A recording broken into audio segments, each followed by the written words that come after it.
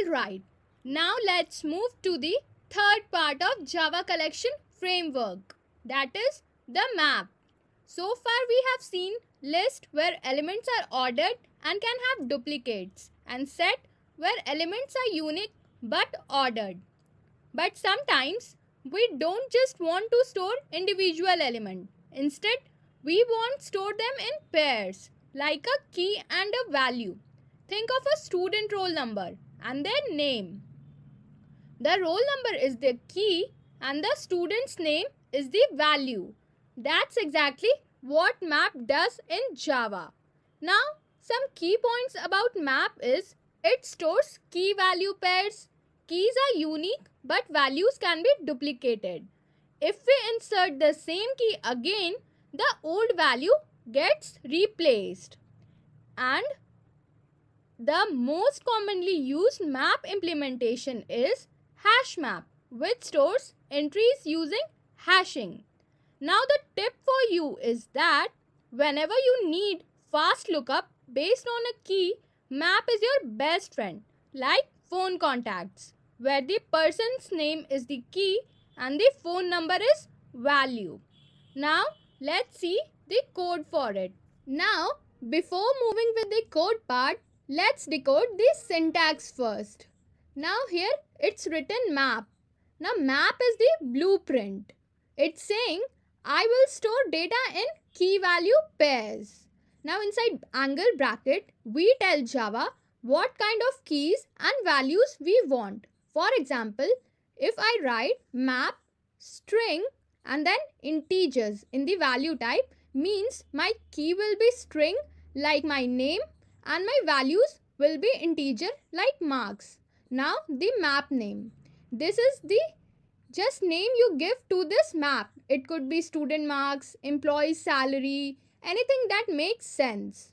Now the new hash map is the actual object being created. It's like saying, give me a brand new empty notebook to start writing in.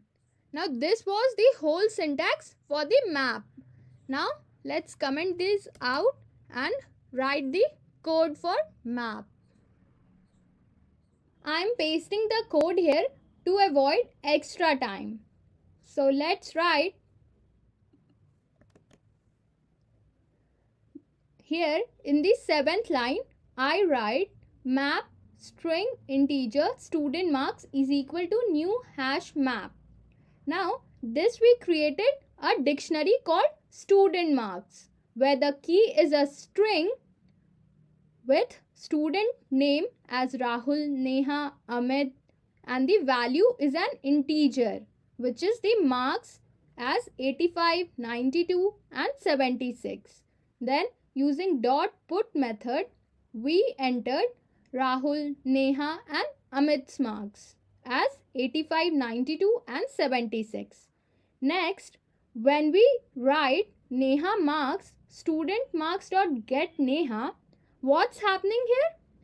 Our dictionary is asking, hey, what are Neha marks? When I will run this, you will see it replies with 92.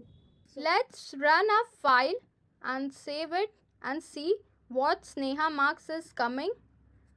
So Neha marks came as 92 as we entered here and asked to print.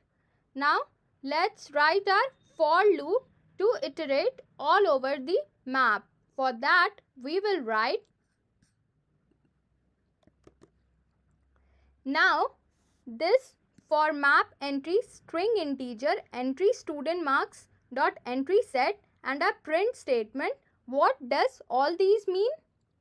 Student marks dot entry set is give a set of all key value pairs. Each pair is stored as map. Entry object, which is like a small compartment containing two things, one for the key and other for the value. So entry dot get value, this one, this fetches the key. In our case, it will fetch student name. And entry dot get value will fetch the value of the marks we want. So let's run and see what's happening to understand better. And you can see using entry.getKey and using entry.getValue, we can see the names and their marks, the student names and the marks. So this loop simply walks through every record that we entered, it prints. In simple words, we are opening our notebook, looking at each page, reading the name with get key and marks with get value, and then saying them loud. Now, the tip for you all here is that if you only need names, you can loop through keySet. If you only need marks, you can loop through values. But when you need both, entrySet is the best. Now, I want to hear from you. What is one real life scenario where you use a map? Maybe country and capitals, employee IDs and salary? Drop your creative example in the comments below. I will be checking them out. So, that is the magic of maps in Java. They give a simple and efficient way to connect keys with values like names with marks, IDs with salaries, or usernames with passwords. But hey, we are not yet done. In the next video, that is day 20, we will dive into 4 collections. The main 4 collections, that is array list, linked list, hash set and tree set. Trust me, these are the building blocks of Java collection and you don't want to miss that. So, if you found this video helpful, hit that like button, subscribe if you haven't already, and I will see you in the next one.